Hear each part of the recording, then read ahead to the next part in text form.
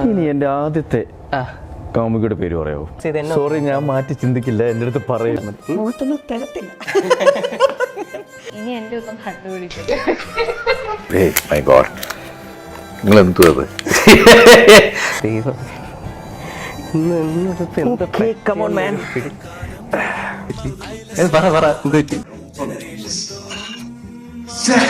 ഒരു സിനിമ കണ്ട ഒരു ഫീൽ.